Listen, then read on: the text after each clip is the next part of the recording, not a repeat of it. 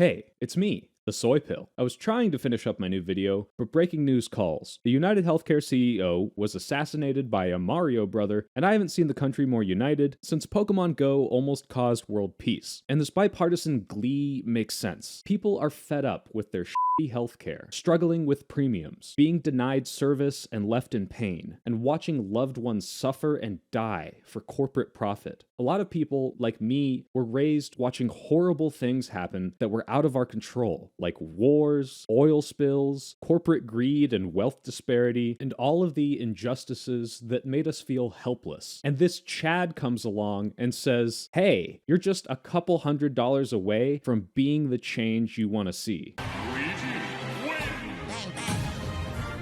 It's like one giant middle finger to the rich and powerful that mass influence our lives, who we previously thought of as insulated and untouchable. If even Ben Shapiro's audience is happy, you know that this is an issue that speaks to everyone, even if he tries to frame it as a left-wing crazy guy, which doesn't come from nowhere, by the way, because no matter how much his audience disagrees, they probably voted for Trump, who's trying to make your healthcare worse. But really, this guy transcends the political spectrum and had opinions all over the place. He hates rich elites, but his family was also rich elites. He wants more progressive healthcare, but he's against identity politics and DEI. He even represents the gamers of America, with a Steam account and the inability to have sex. Not to mention the most scary thing to the elites. Oh no, he's hot!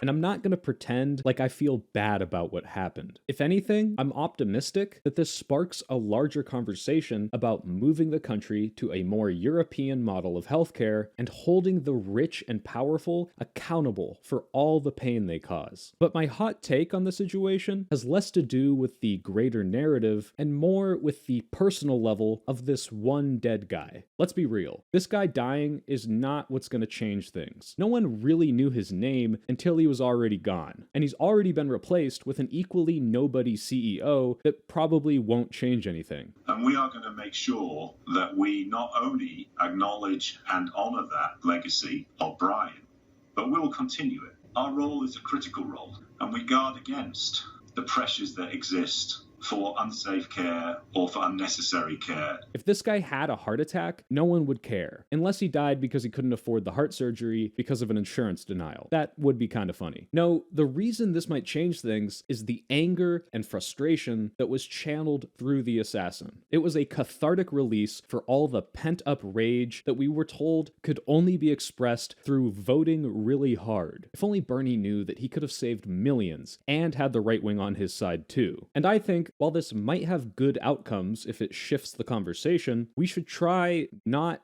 to just kill people, and not because of some milquetoast reason, like murder is wrong, but more from the progressive position that in the same way I want to move to a European healthcare system, I want a European prison system that's focused on reform instead of retribution and punishment. These scumbags should be punished for what they do, but I don't think they're inherently irredeemable. There's a great book by Hannah Arendt called Eichmann in Jerusalem, a report on the banality of evil. It follows the trial of a Nazi bureaucrat named Adolf Eichmann. Eichmann was in charge of logistics for rounding up Jews and other innocent people and deporting them to concentration camps. So his work directly contributed to the deaths of millions of people. When we hear about Nazis, we usually think of some SS officer putting people on their knees and shooting them into a ditch. But there were thousands of office workers that were completely removed from any death or killing and were just as responsible for making those deaths happen. The book highlights that sometimes evil isn't some larger-than-life figure gunning down the masses. Sometimes it's just some pencil-pushing nerd. I don't know about this CEO specifically, but I'm willing to bet that most CEOs or people in companies like Exxon, BlackRock, or Northrop Grumman aren't laughing gleefully at the thought that their work is blowing up some child in Yemen. They're so disconnected from reality and consequences that death and suffering is just a number on a screen to them. And their immediate concerns are corporate profits, people's jobs, and what their kid will have for lunch tomorrow. And I'm also willing to bet that if they were constantly faced with the material reality of the destruction that they're causing, if they had to be on the ground, meeting the people that they deny care, watching children be blown up with their weapons, or standing in the middle of the forest that they're burning down, they might have a change of heart. Like an Iron Man! He saw the bombs bad, and he became Iron Man! That's a Marvel movie! Real life is like the Marvel movie! It's so much easier to do evil when you don't see the direct consequences. If I gave you a button and said hitting it would kill a child in Africa,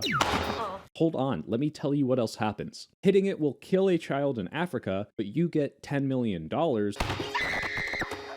But I highly doubt the same amount of people would say yes if I gave them a knife and said, there's $10 million inside this African child's stomach, and you have to carve it out of them. Oh, what's that? You wouldn't say yes to the button either? Well then buckle up, bitches, because I'm about to get preachy. Turn the finger around and point it at yourself for a minute, because I know most people, me included, aren't vegetarian. And by not doing so, we are directly participating and contributing to the mass suffering and torture of animals globally that have just as much emotion and feeling and capacity for love as our treasured dogs and cats. And not a single person listening is hearing this for the first time. I know I'm doing this every day, and I either ignore it or justify it. But I'll bet there's a non-zero amount of people watching who wouldn't eat meat if they were constantly shown factory farm torture videos before every meal. It's so easy for humans to do terrible things, not because of a lack of morality, but because of the bubbles of delusion and yes men that we surround ourselves with to make our shitty society work. And if we can pop those bubbles instead of shooting them in the back of the head, I think that's better? I'm not saying that every pencil-pushing monster would change their mind just because they saw the direct downstream effects of their actions. Adolf Eichmann was actually kind of a terrible example. Israel executed him because they showed that he had visited the camps, saw the mass killings, and was totally okay with it. In fact, he was quoted as saying, "I will leap into my grave laughing, because the feeling that I have 5 million human beings on my conscience is for me a source of extraordinary satisfaction." Hey, shoot that guy. And if the United Healthcare CEO had a similar lack of remorse, I also think that Israel should have been spending every American dollar putting him and others like him on trial. Not every criminal is reformable. I'm not naive. But when we turn this human murder into a symbol of our rage, are we really better than him when he reduced people's lives to numbers and graphs?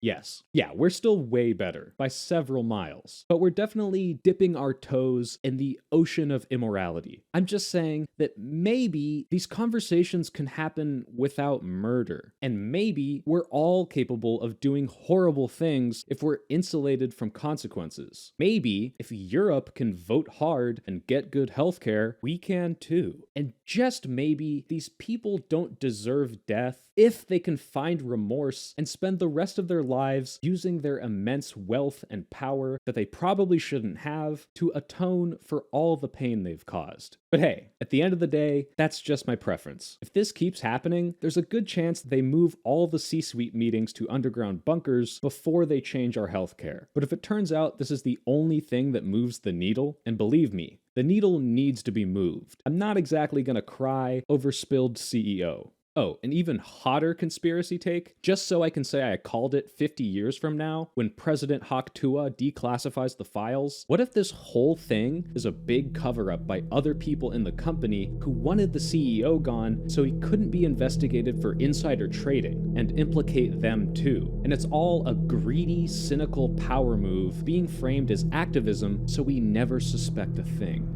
My patrons got this breaking news commentary one day early, and you can too. Click the Patreon link in the description to join and help me stop working to create shareholder value and instead work for you, the people. My next video should be up before Christmas, and I'm planning on streaming Christmas Eve, so keep an eye out. Thank you to all my current patrons, and especially my premium supporters, Church, Died Famous Inc., and Nipple. And don't forget to type 1 to end the deep state.